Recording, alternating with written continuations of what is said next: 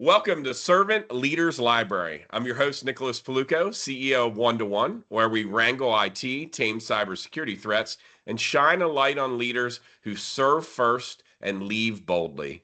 And trust me, our guest is a real deal today. Let's dive into a conversation with a man who proves that financial systems can have a heart and sometimes even a sense of humor. So today's guest has probably forgotten more about finances than most of us will ever learn. So Wilfred Bentley, Chief Financial and Leading Lending Officer at Tenfold, is a man who spent decades moving money with purpose, from banking to community lending to affordable housing finance. He is a Vietnam veteran, a former national president of the Urban Financial Services Coalition, and a leader who doesn't just talk about equity, he builds it, funds it, and scales it. Wow. Wilfred, welcome to the podcast, but also thank you for your service. What a welcome to have you, and welcome to this kind of journey of servant leadership. So, why don't you tell us a little bit about yourself outside of the introduction today? Well, thank you for the introduction. I'll pay you later.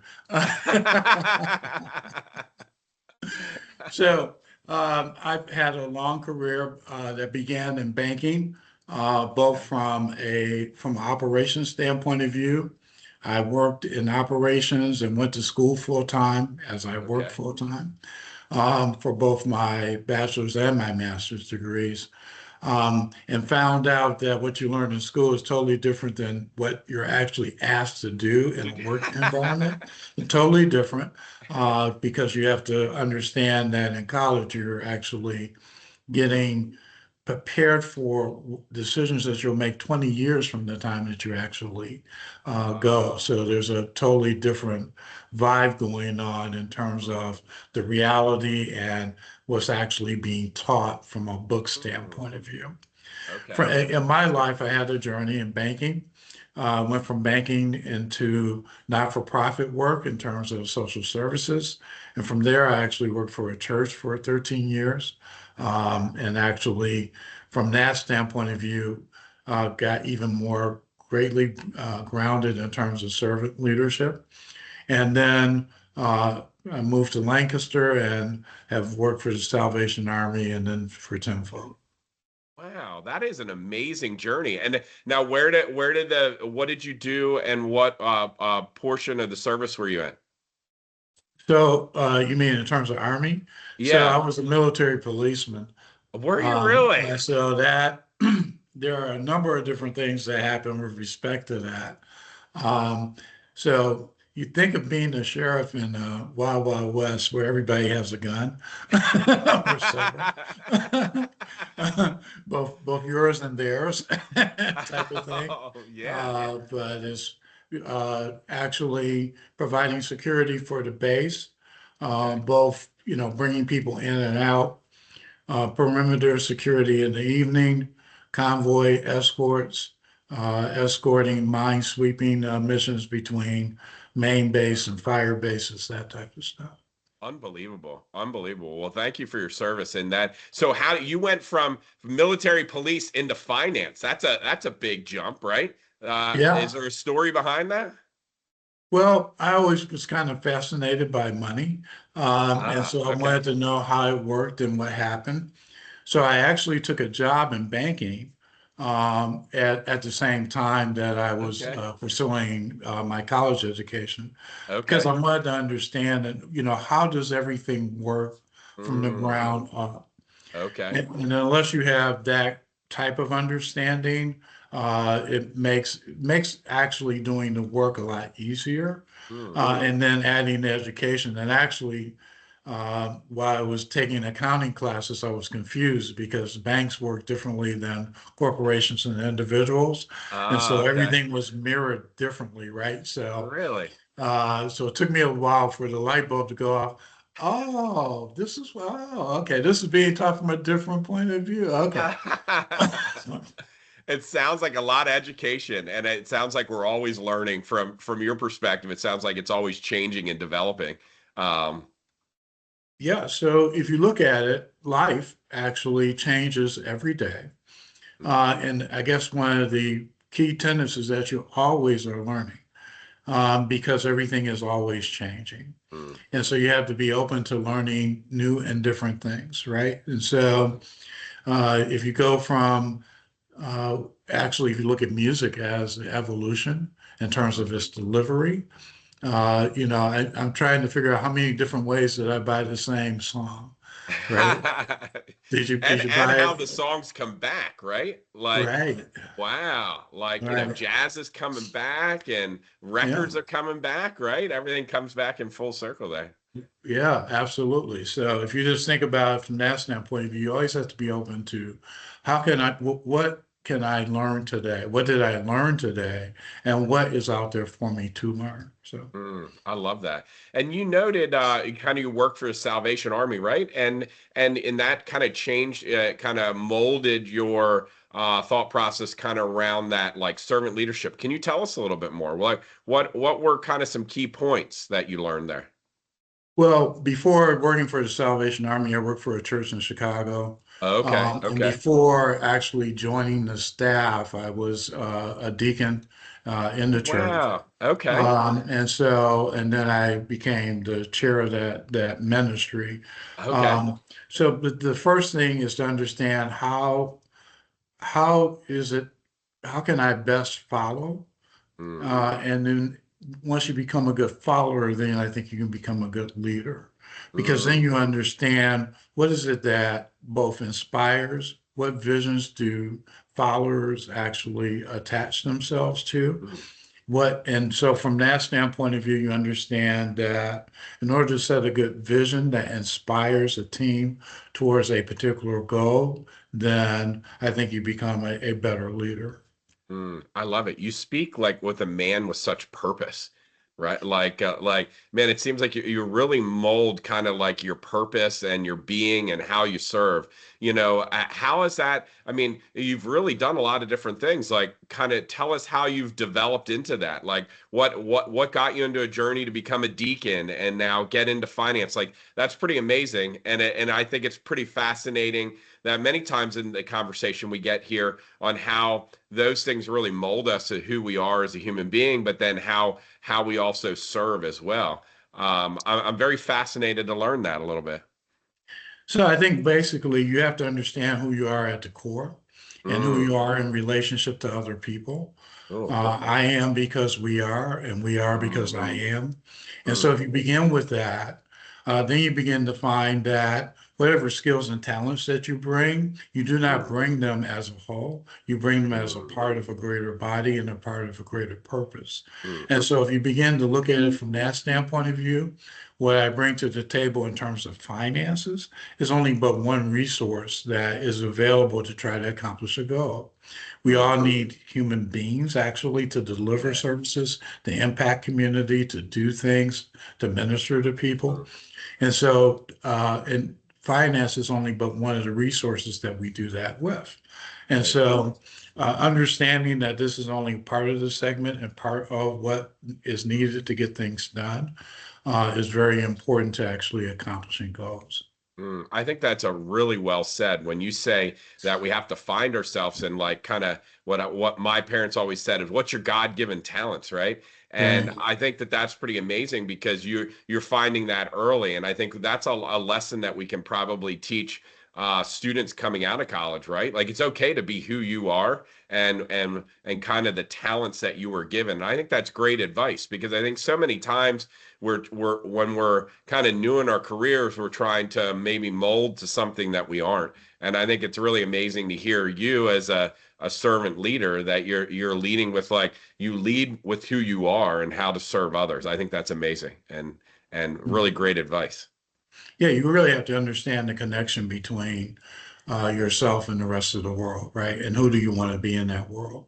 Yeah, And really trying to self-determine that at 18 and 19 and 20 and 22, that's really hard. it is. Um, but also understanding that we're all human. And so Yeah. we walk out understanding that we're going to make mistakes, Mhm. that there is much in the world to learn, that we've only learned a part that prepared us for something that is way much further down the road. And Right. so every day is a day of preparation for Mm. something that's going to happen tomorrow. So if you look at it from a farmer's standpoint of view, you plant today and harvest is way out there, right? You You're keep right. watering, you don't see anything, and then all of a sudden one day something starts to bud up, and you got to continue to water, continue to plant, cultivate, and in life it's the same type of thing, right? So. Oh man, you throw out all kinds of wisdom that I can actually understand, right? Like that is an absolute wonderful analogy. It kind of also teaches us to be a little patient, right? Like things don't instantly happen, and I think sometimes that we feel like things should happen right away, or what we call the top of the iceberg, right? Like it takes a long time to get to the top of that iceberg, and I appreciate you sharing that wisdom. That's unbelievable. So you worked like you've worked across like traditional finance, community development, and affordable housing. Like what kept you committed to the purpose or to that driven financial work in those areas? So first off is understanding how am I impacting other people, right? Mm, And how can I bring this sense of financial knowledge or wisdom, if you will, to make things or to positively impact community, right? mm, So when I was a commercial loan officer, it was, oh wow, I'm helping this owner mm, employ these people in meaningful work, right? So mm, that they can feed their families, house their families, and be able to do other things in their particular community. In this particular work, in the not-for-profit work, we have a much greater purpose in my mind in terms of being able to impact uh, the community in ways that are meaningful. So for instance, we provide first-time homebuyer assistance. So we're getting people to be able to buy their first homes into the system in that particular way. So how can we structure that in a way that makes sense, that doesn't cost them more, that reduces that mm. barrier? And then that provides a greater community because people now have a ownership stake in what they're doing. But even to prepare them along that journey, right? What does it take for me to become a home? What does it take for me to be a meaningful participant in this community? And then if I'm able to do that, then I'm able to see productive members of the community that can help members that are not able, for whatever reason, to participate fully in quote unquote the American dream, right? I love that. I mean, you get to see your purpose come alive, I would assume every day, right? Like the work that Mhm. you do then Mhm. is in the community and builds sustainability. It kind of goes back to that analogy again, right? Like you're planting the seed and you're watching them grow and help others. I think that is amazing. And it's got to make you feel really fulfilled in your work. Definitely. Yeah. I mean, so actually to be able to see the fulfillment, to actually see the manifestation of your work over time is very fulfilling and really gives a good sense of purpose and makes you be, wow, so I can get up today. I know I'm going to impact some lives in a positive manner. I'm going to impact my community.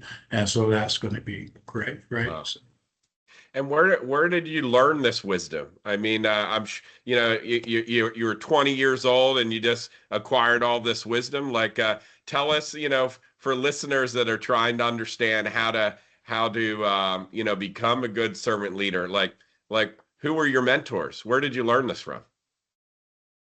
wow, that is wild. Okay, so let's begin with my parents in terms Oh, of okay. mentorship. My aunts and my uncles, and watching them go about their daily lives and trying to provide for their families and to make their way in this world, if you will. Mm, My father went from being a mail carrier to being a mail clerk to being in charge of a payroll department for uh, Detroit Metro Postal wow. Service, to being a real estate agent, to being a real estate broker.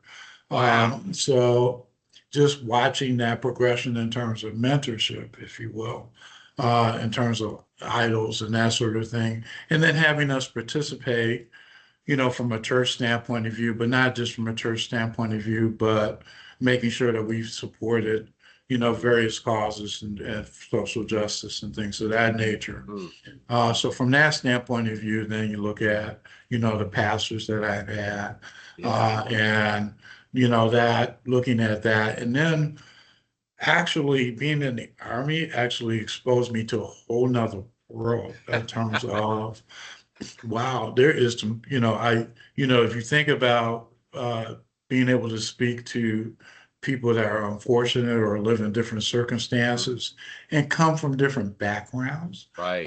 that really was a great exposure from that standpoint. Uh, So that grounded me in yeah. terms of being able to understand, wow, let's look at what I have, look at the people that achieved, look at how they did it. And from that standpoint of view, being inspired to pursue different goals from that. I love it. I love it. I'm first generation of this country. So my father told us when he ended in, showed up in Ellis Island, right? And the Mennonite community sponsored him to pay their debt off to come to Mm. Lancaster County. That's how we ended No. up. We've not left, but it's your story's inspiring, just bringing back emotional memories of my dad is still alive, but he said, "Hey, you have your faith and you have your ability to work hard, and that's the Mm. only two things that you need in life." And I was always like, "Well, that's interesting," but it wasn't. It was about like providing for yourself, but you add kind of like a mentor component there too, and I think that that's amazing. I think as the younger generation comes out, I think there's nothing wrong with having a mentor. I think sometimes we think maybe that is a negative. What's your position on that? Well, I think everybody needs a guiding star. Ah, yeah. If you look at, past, explorers and what have you, and navigation, they always look to the North Star. I Oh, think yeah. it's always appropriate to have a star. Mm, And that may be someone that you know that you can reach and actually touch, communicate with, talk to, mhm, be able to throw ideas off of in a non-judgmental way, mhm, to be able to say, I can bring my authentic self mm, to this particular conversation, to this relationship, and be able to get feedback on my ideas, what I think is my sense of purpose, what steps do I need to be taking, mm, and how can I learn from whatever missteps I may have taken. mm. So I think it's great to have that type of relationship. Yes. And that it helps to reaffirm the humanness of our journey, that we're not going to be perfect, that there are going to be things that are out there that are unseen, not in books, that I can learn and glean from someone else. Mm, I love it. I love it. Well, and kind of switching back a little bit to Tenfold, we didn't get much into this, so I think it's appropriate. For those that are unfamiliar with Tenfold, what makes their approach to housing and community support different than the other agencies around? So we believe that we have a continuum of care. So we Okay. have people that are outreach workers that actually work with people that are unhoused, Okay. and attempt to try to first locate them, deal with their circumstances where they are, and Okay. also provide them with resources to get housed. Okay. We also have a what we refer to as TLC, but it's a transitional living center, Okay. where families can actually get back on their feet. Usually, the normal stay is from 6 to 8 months. We also house veterans, so we have a special Wow. veterans part of that facility. It's under renovation right now, but we have 40 families that are now, we relocated to a motel to try to Wow. work with them. They provide great case management in terms of getting their budgets and identifying Wow. housing resources, what's going to be their plan to move on from that transitional living facility. We also provide supportive services. We work with a number of different other agencies and clients to actually provide them with resources to, stabilize their housing, make sure they're housed, make sure that they can actually sustain themselves on an ongoing basis and move from there. Then we provide financial literacy education Okay. to help people to understand their budgeting, Hmm. how can they access various resources for that, and do savings. And we actually provide mass savings programs so people Wow. can try to achieve their goals. And goals may be repairing my car Right. or getting a automobile. And then moving up, we have home buyer classes and home buyer Okay. counseling. And then we provide down payment assistance Okay. for first-time home buyers that are income eligible. So we provide those loans that are zero interest, zero Wow. payments. It gets paid off at the time that they sell or refinance their house. Wow. So it gives them that opportunity to move into home ownership and now become a part of a greater part of the community, if you will. Wow. That is unbelievable. Yeah, and then last, we also provide loans to developers below market interest rate because Really? we've had low market interest rate loans. And one of the great examples would be the 64 homes on College Avenue apartments. Okay. We Yeah. also participate in the financing of that. So Wow. we're also, providing affordable rental housing by providing, good below market financing for that. So when we Wow. talk about purpose in terms of across the spectrum, we go from people that are unhoused to housing people and providing affordable housing for people in that spectrum. So we're doing a lot of things Wow. across the spectrum. So yes. That's amazing. And it sounds like, with the education, you're not just providing the housing, you're providing them stability and education and the ability to then empower themselves to just continually improve and grow. That is unbelievable. That is a Yeah. lot of work. How many Yeah. people does it take to get that mission running every day? So we got 52 people that we employ Wow. across the various different segments of services that we're providing. So. That is unbelievable. And what I think is pretty neat of all the things that I heard from you, it's all of the work that you've done in your past kind of all comes together with this role. Like I'm like, wow, you must be pretty excited every day. You get to touch all kinds of different things. Yeah, and all different types of people, Yeah. and be able to do that. Last year, we opened up a temporary shelter in addition to the things that we did. Wow. Low barrier shelter because of code blue, there wasn't enough occupancy for homeless people, and so we did that from November through February of last year, and we Wow. were preparing ourselves to make sure that we can support the Clay Street mission and Water Street mission Mm. if they're not able to house people in Lancaster County. Wow. And how did, as a group of 50, like, how do you measure like your success? Is it like the amount of people that you've given home ownership to? How do you measure? I mean, there's success every day, right?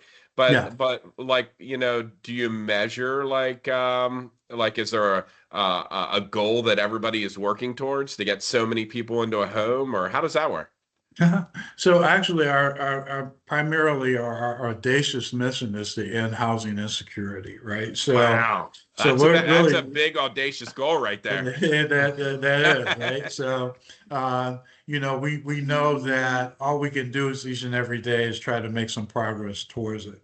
And so we Wow. have various different measures between people that we are currently serving, people that we're able to house, people that we're able to put into housing, people that we're able to get new home ownership with.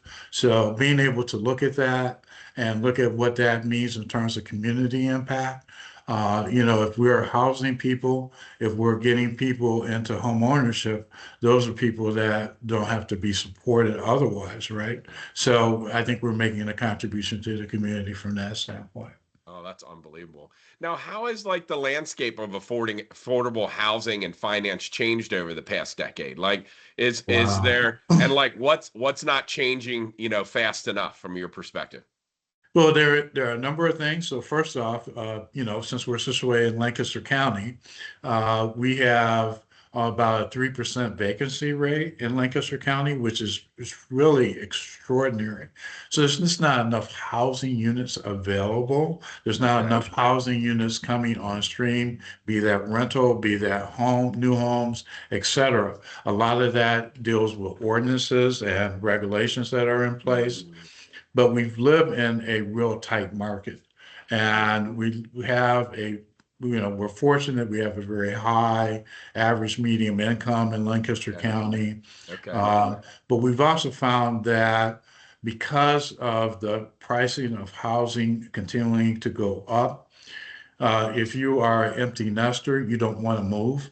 You've paid off your home, but now it's two people living in a 4 or 5 bedroom Yeah. house, Yeah. right? And we got younger people that can't, access that kind of housing because they don't want to move. Because what would they move to? The interest rates are too high, the housing Right. prices are too high. Oh, Because those prices are going up. Now we're starting to see that market starting to change. It was like right. red hot like 3 years ago, where a house would come on the market and be gone in 2 or 3 days. Now we're starting to see it sit there for a little bit while, and people are starting to move. So there is some loosening up. We're starting to see some new homes come on, but there's still work to be done in terms of advocacy and in terms of looking at what ordinances do we have? Is it just single family housing? Do we need more rental housing? We need it across the spectrum in order to get that generational flow, and try to bring down, make it more affordable for Wow. people to move through this process.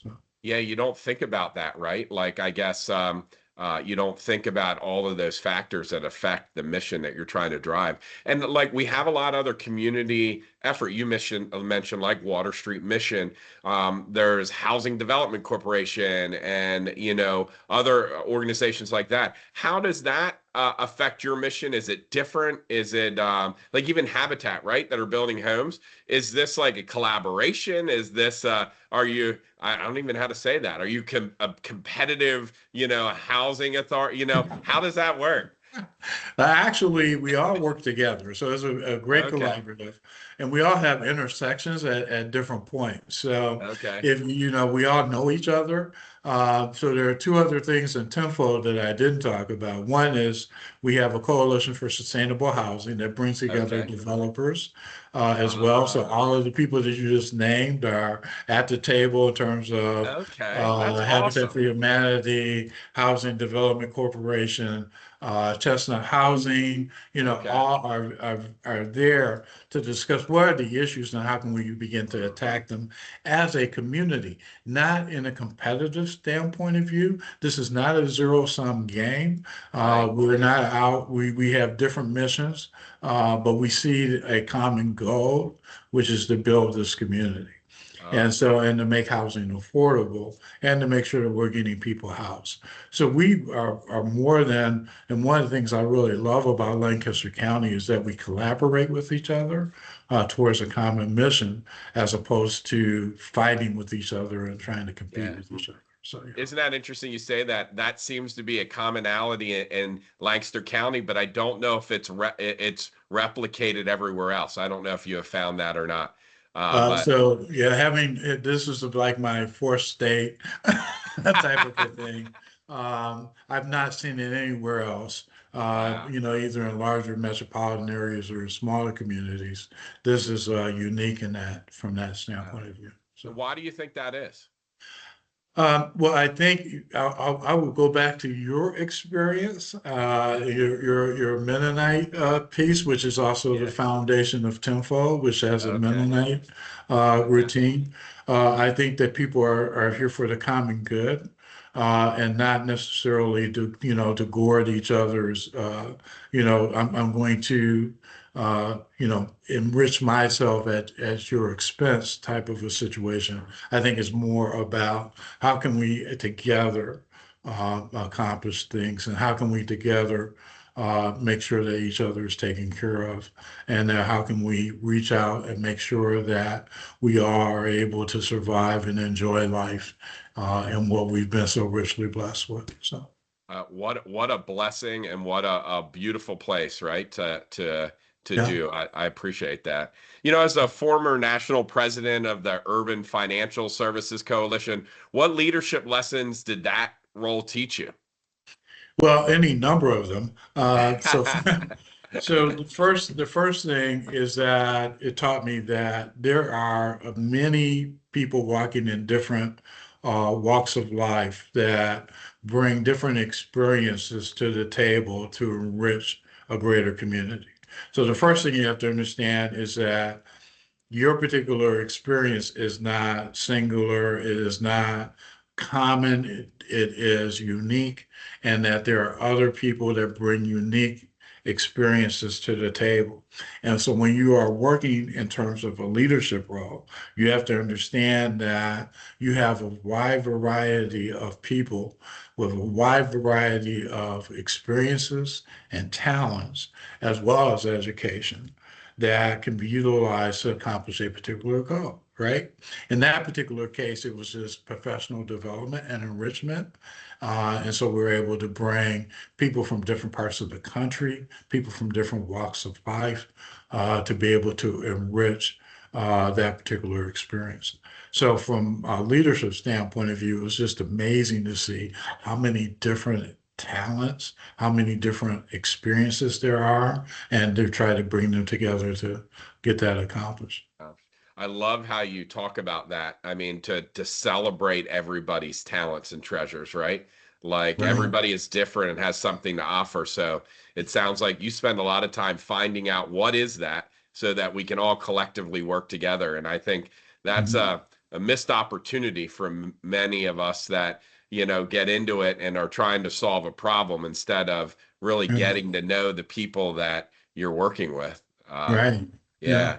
That's amazing. That's amazing. So we talk about like how do you balance like the financial stewardship with mission-driven impact when the two sometimes collide, right? I mean, I think we were talking about a little bit of this before we even got on the call. Like, man, there's probably that stress and pull all the time. Like, how do you manage that? Especially the man that manages the finances, right? So, so there is something that we can call a creative tension, if you will. Okay. Ah, And okay. so the first thing we have to understand is that we are all here to accomplish a particular mission. But we have to do it within the confines of the resources that are available to us. And we may have to find creative ways to maybe to reach that mission, some of which may be financial, some of it may be utilizing other resources to get it done. Are we the only ones that can do this? Are there others that can get it done? Are there different ways to be able to get our goal accomplished, even within the universe of resources that we have available to us? So we may have a particular need, but we have to make sure that we're always focused on our mission. And before you ever get to finances, you have people, you have physical assets that are available to you. You operate, not outside on the corner without a computer, that type of thing. And so financial is probably the last piece of the resources that we're looking at, but we should always be focused on that mission. And then understanding we have constraints. How can we be creative within that to still accomplish our mission? And that's when you talk about kind of um like living to this mission, right? When you hire new people at Tenfold, how do you interview to instill the understanding of the mission, right? Like I mean you're very passionate and you're living this mission and you're every day driving towards it. How do you instill that in the staff, the 50 people that you have? Well, first off, you begin with working through a prism. So we have core values, right? So, Okay. and then we list those out for folks. Okay. Even in job descriptions and our job postings, you'll find what our core values are. So Mm, we're beginning, and so we're interviewing towards that particular prism. Mm, So these are our core values. And so can you, here's our mission is to, spark the power in everyone, right? So how do you, and then when we're interviewing, we're going through these core values. And so mm, that is going to dictate fit, right? In terms of if you can embrace our core values, then you're going to fit into our organization and mission. Now we're going to talk about your core competencies for the mm. particular job that you're actually looking for. So from that standpoint of view, then you have a team that is focused on a particular mission. And then, the latter part is now looking at core competencies in Mm, order to be able to accomplish that mission. So, I love it. So hire for core values, number one, then look at it competency, right? I would right. assume also too that you can train some of the competency maybe, but you probably can't with the core values, I would assume. Yeah, and you can't, yeah, you can't. If you don't embrace the core values that we have, then you're not going to be able to you're not going to be able to impassionately try to accomplish the mission, right? But some of the core competencies, to your point, and to a conversation we were having earlier, is that not everything you're going to be able to bring to the table you learned in a book, right? Yeah. I mean, so Yeah. that's not going to work because even if you have a particular core competency, it may not necessarily work that particular way in this particular Right. environment and for our particular mission. And so we're Yeah. going to have to train you to be able to do that. Right. Yeah, I can't imagine like from you coming from banking, which probably has a whole different set of core values to like the missions of what you're working with. I mean, was that a big change? Like was that a now you had a journey of other things there, but like that seems like that would be extremely difficult, right? Like you probably are coming in and I'm like, this is how we do it, this is how we finance. But the reality is it's like you speak very eloquently about the mission, right? And like, was that difficult to transition kind of a mindset there, or Somewhat. I mean, so yeah, so it took, and it's kind of interesting that you asked that because when I was in grad school, I asked one of my professors, so, you're here teaching the profit motive. I mean, so why aren't you out pursuing it, right? oh, And oh, then, so like, what, tell me what that looks like. And so, from that standpoint of view, and it was interesting that in grad school, I had the ethics professor was actually a priest that actually taught that class. really? Oh, Which, that's yeah, so amazing. it was kind of interesting, but and it was a public university, but we Okay. had a priest teaching us ethics. Um, it was a big difference in that when you're in banking, it's more of a dog eat dog type of a thing. It's Yeah. more of how can I get ahead? Right. It's more of how can I, make more money and that sort of thing, as Mm, opposed to how can I enrich the community and those that are around me. mm. And I think at the end of the day, in making the transition, I was making more of a transition to the way I really felt in my particular Uh, purpose, as opposed to the purpose I had just left. So it made it a lot easier for me. Easier, yeah. You know what I heard from you, and maybe I'm incorrect, but as soon as you talked about banking, you used the word I. And the whole other time that we've been talking, you use the word we. And so that is fascinating because it touches my heart because we are a for-profit business that live on these set of core values. And that's a collision in itself to try to serve. But one of our core values is we before me, and we define that. And it's a very interesting transition, and I really love how you talk about it because you kind of said that it's who you are, right? Mhm. And you can't change that core value. Right. But I'm sure it was difficult to be in that I mentality world if from a perspective of who you are, from a greater good perspective, I would assume. Well, I guess I kind of shaded it when I was in that environment because if you look at classical economic theory, you're trying to, work for the greater good, right? And Good. so from that standpoint of view, yeah, there's some greater good and there's some good things like you're only going to be attracted if it does have some benefit to the greater community, right? Mm, right. So when it ceases to serve that, then it goes away. And, so if it ceases to be able to, you can't earn a profit unless there are people that are out there that find value in what Right, you're actually right, doing. And you have to be able to create value in order to do it because everybody has money, right? So how am I going to, differentiate myself and be able to sell? I have to be able to create value in order to do that, right. bring something unique to that particular process. But it's going to have to, at the end of the day, create some type of good for someone else. And That's so right. from that standpoint of view, making that transition, and maybe it was my mindset now, was I freer when I left that? Yes. Yeah. Fair to say, fair to say. Well, we talk a lot about servant leadership here. It is the name of the podcast. What does it mean specifically to you? And especially in an industry, that you talked about, like banking, right? It didn't seem like there's necessarily as I took it as a little less humility in that kind of business, but in the business that you're in now, that seems like a lot of humility. Like, so what do you define servant leadership from your perspective? Well, from my perspective, in terms of being a servant leadership, we go to that, I came to serve and not to be served. So Mm, how do I come, even from a leadership position, we're all accountable to someone or something, right? And so how am I accountable to the people that I am working with mm. in order to accomplish this particular goal, which is to actually serve other people, right? But you have to understand that the people that you are working with have their particular needs.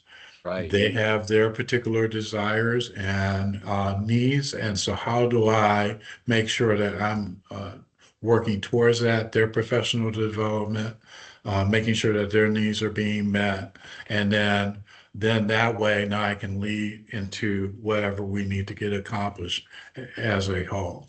I love it. I had the opportunity to speak at a high school, and they had introduced this program on a free period that students didn't have to show up about leadership.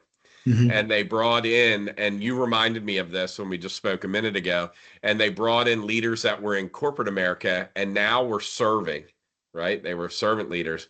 And the student asked a question of what was the big difference? And the one said, in corporate America, I was not allowed to serve anyone. I was told what to do. And they said, and was different in what I'm in now is that money I found was not the driver. And now it's not about the money, but it's how I serve. And so I hear a lot of that from you, or you're teaching us that, which seems to give us those that are in serving others seems to serve also a higher power too, right? And so I said in an executive meeting of people that I did not know, they said, "What is your purpose?" I said, "To get my kids to heaven." And then they're like, "Well, what are you talking about?" I'm like, "Well, aren't we doing this all for a greater purpose?" And so thank you for sharing that. You're bringing these aha moments up to get me all fired up about it. So thank you for sharing that. No problem. um, yeah, I'm sorry. I cut you off there. No, no, you didn't. Yeah.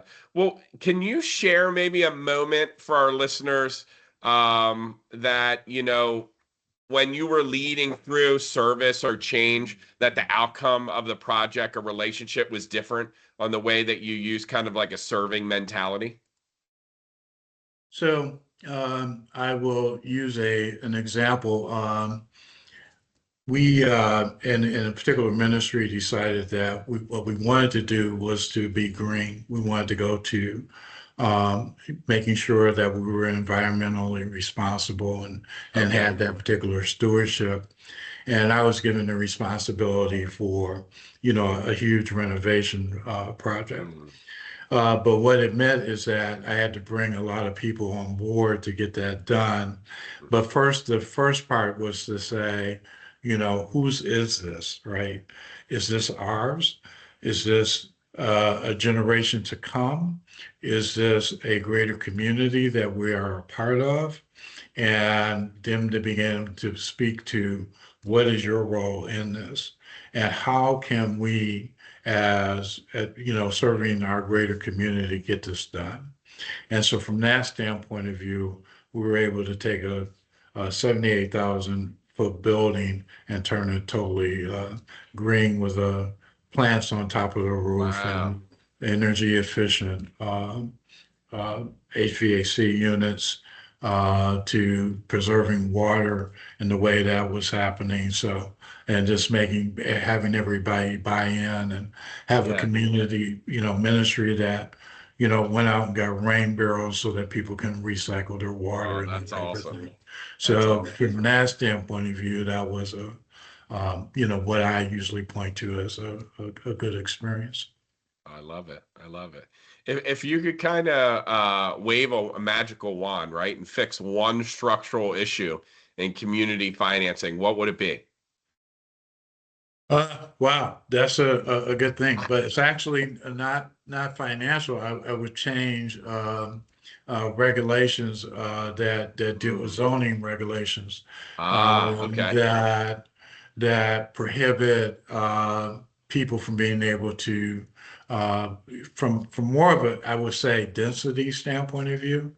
Okay. Um, because I think we claim too much land to Ah, ourselves, and we're okay. not sharing that, so therefore there's Mm, not enough housing available for others. I So I see. had to Oh, wave the magic wand. It would be zoning, a lot of the zoning laws. In Lancaster County, there's 66 different municipalities. yeah. So there's 66 different Yeah. zoning. Yeah. Yeah. So yeah, if I wave magic wand, I would try to standardize all of that. So yeah. Wow. And for those that don't understand what that means, meaning that a parcel of land requires someone to approve to put multiple homes on or different things like that. And you're saying that in each of those different areas, they don't always allow that.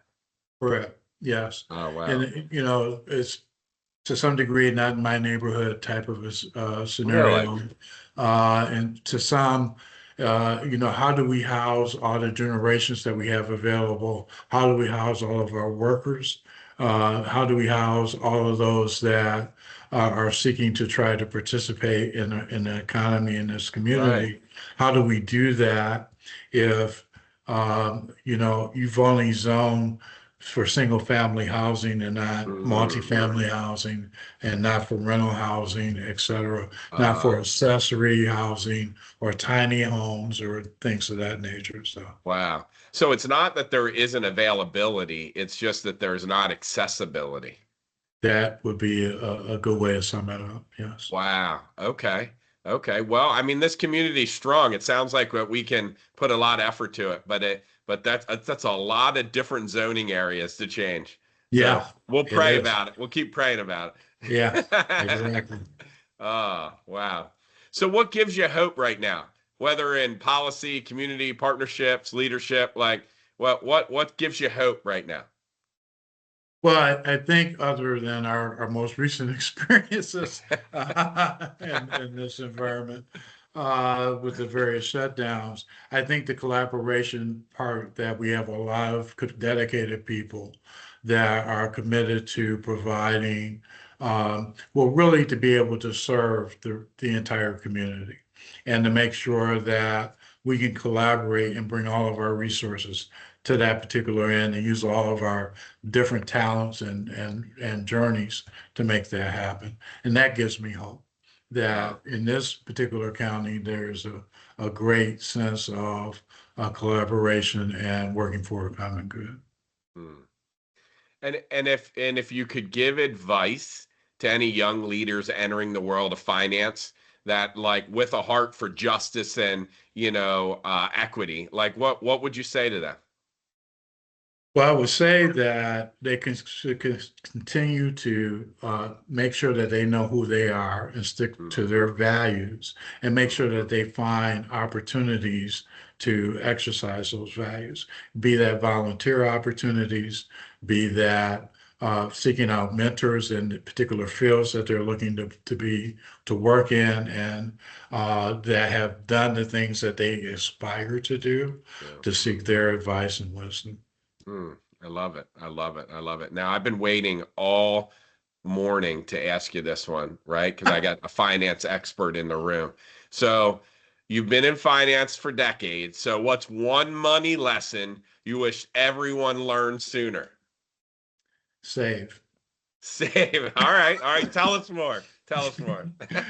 Yeah, I mean, no, I mean, just like, before you do anything else, if it's, begin small, you set aside $1, $5, build it up, $10.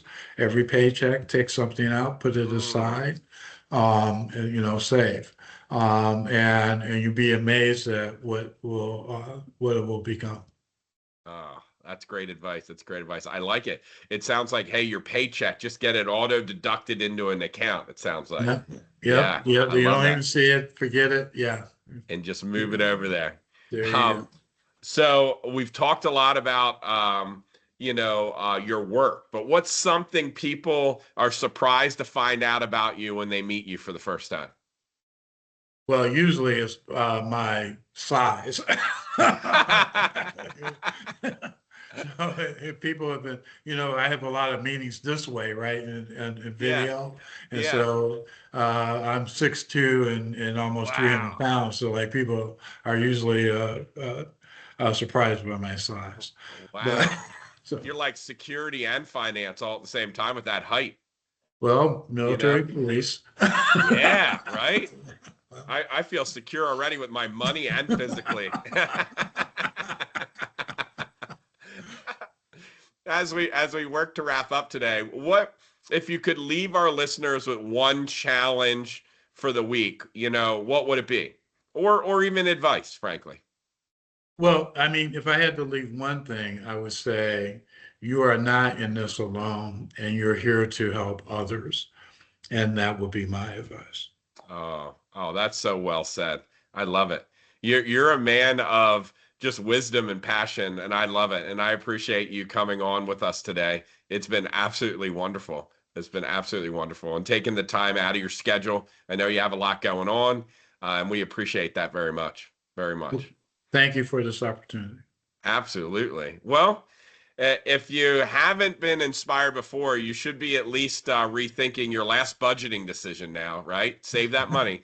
A huge thank you to Wilfred Bentley for dropping decades of wisdom, purpose driven passion, and just the right amount of financial swagger. So, I'm Nicholas Paluco, your host here at Servant Leaders Library, where we learn that leadership isn't just about titles or balance sheets, but it's about people. It's about people, impact, and showing up on purpose. Until next time, keep leading, keep serving first, and inspiring those. And maybe, if you have a couple minutes, maybe Wilfred will help you with your budget. So till next time, uh, lead with purpose.